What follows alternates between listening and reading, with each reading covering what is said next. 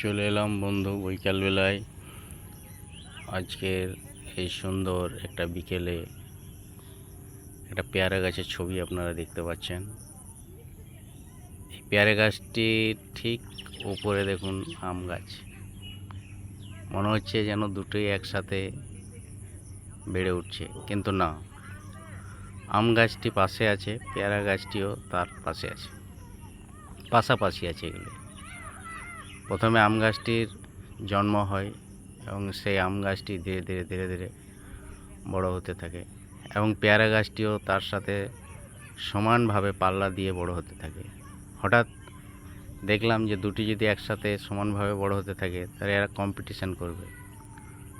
তাই কম্পিটিশানের হাত থেকে রক্ষা করার জন্যে আমরা পেয়ারা গাছটিকে কাটতে শুরু করলাম।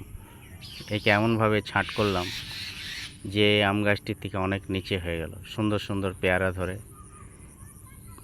এই টোটাল আম গাছ এবং পেয়ারা গাছ যে দুটি দেখছেন আপনারা, এই দুটি আমার জৈব সারের উপরে নির্ভরশীল।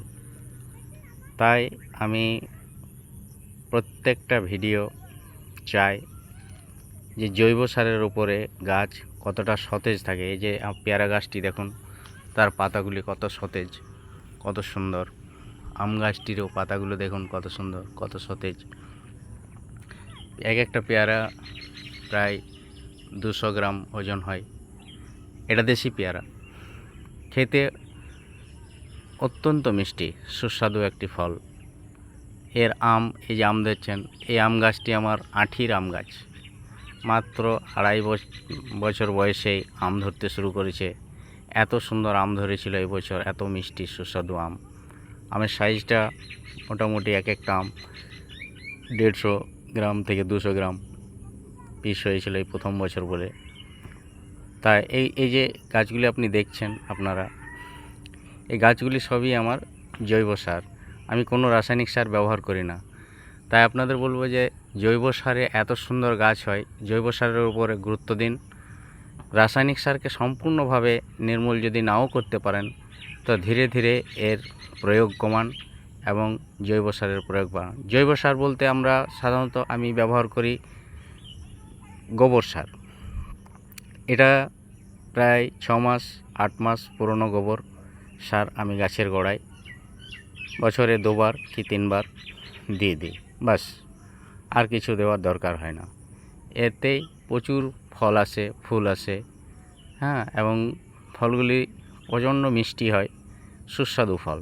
হ্যাঁ, খেয়েও আরাম, কোনো রোগবালাই নাই।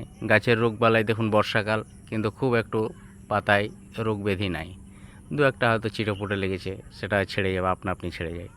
আম গাছের দেখুন পাতাগুলি সতেজ, আমের পাতাগুলি একদম সতেজ সতেজ হয়ে আছে। দেখুন পাতা কত সুন্দর, পাতা ঝকঝক করছে পাতাগুলি। তাই আপনারা জৈব সারের উপরে গুরুত্ব দিন। আর নিত্য নতুন ভিডিও পেতে আমার এই চ্যানেলটিকে সাবস্ক্রাইব করুন, আপনারা লাইক করুন।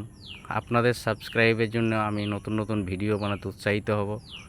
আশা করি আপনারা চ্যানেলটিকে আমার আরও আগে নিয়ে যেতে সাহায্য করবেন। ধন্যবাদ।